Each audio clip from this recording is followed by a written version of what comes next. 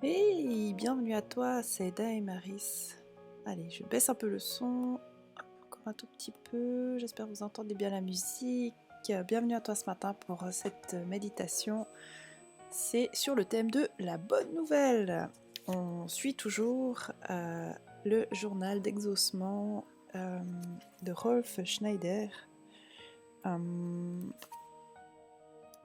Journal de promesses, de prières et d'exaucement. Et on en est à la semaine 9. Une bonne nouvelle. J'ai traduit une bonne nouvelle parce que en réalité c'est écrit évangélisation. Et franchement, j'aime pas trop ce mot. Je le trouve trop religieux. Tu me connais depuis le temps, je pense. Voilà.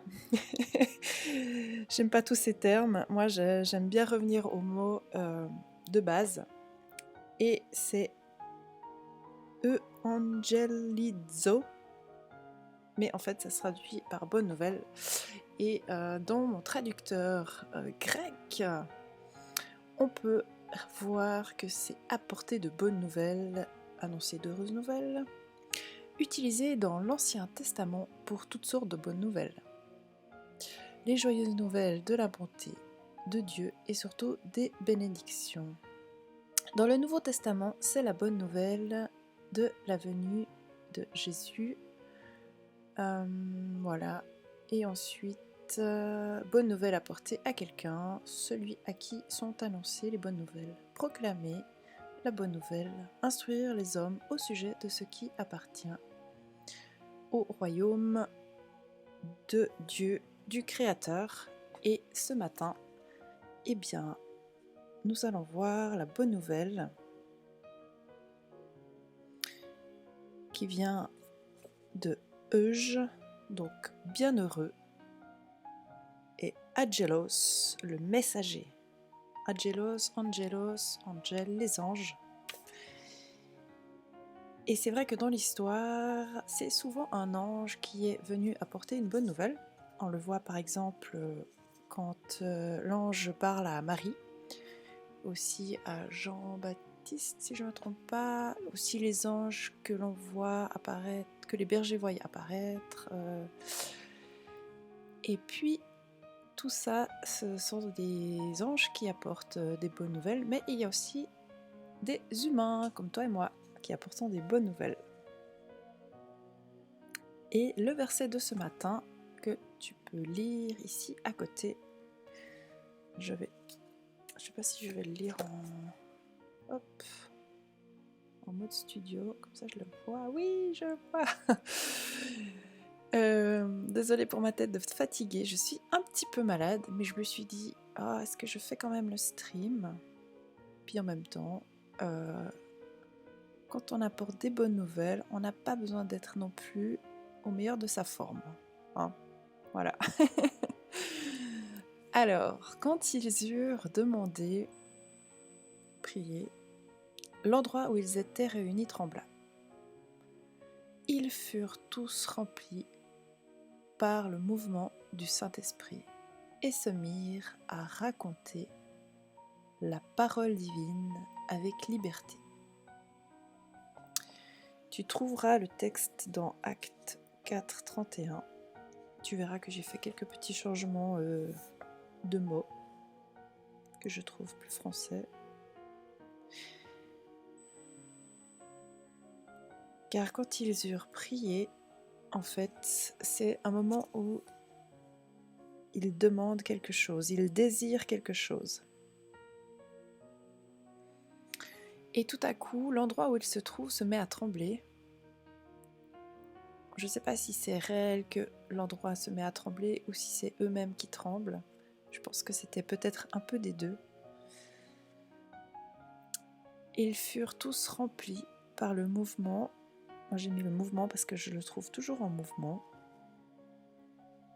Ils furent tous remplis. Et c'est là qu'on va voir rempli. Est-ce que je l'ai mis? Pléto, c'est rempli. Être plein. Ils furent tous remplis. par le Saint-Esprit. Le vent, le mouvement, l'esprit, l'âme, le pneuma de Dieu. Et suite à ça, en fait, il commence à parler, à discourir avec assurance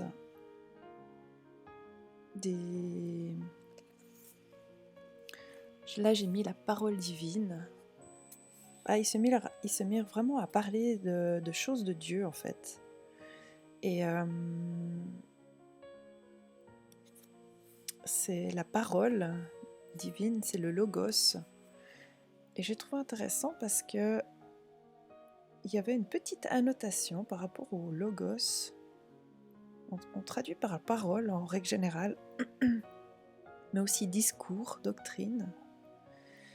Et j'ai lu ici qu'un philosophe grec, Héraclite, que peut-être tu connais, moi je ne connais pas ce Héraclite, a le premier utilisé le terme logos vers 600 avant Jésus-Christ pour désigner, attention, ça j'aime bien, la raison divine ou le plan qui coordonne l'univers, un univers changeant.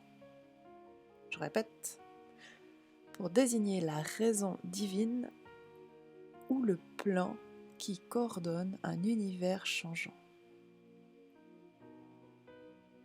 Voilà, je trouve ça magnifique. Et ce mot donc est utilisé maintenant, où une fois que les disciples, une partie des disciples, certains disciples ont été remplis par le Saint-Esprit, ils ont commencé à parler avec beaucoup plus de liberté du plan divin.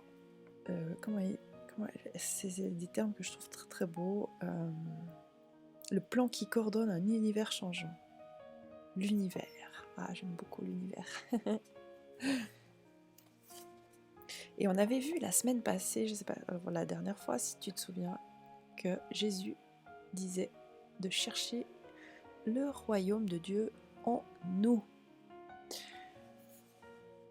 Et aujourd'hui, je te propose de terminer cette méditation. Alors, je vais juste mettre comme ça, voilà. Par une question. Pour aujourd'hui, maintenant qu'on a cherché le royaume de Dieu en nous, est-ce qu'on désire aussi être rempli par ce Saint-Esprit, l'Esprit du Créateur en nous? Je te souhaite une toute belle journée. Prends soin de toi et sois béni.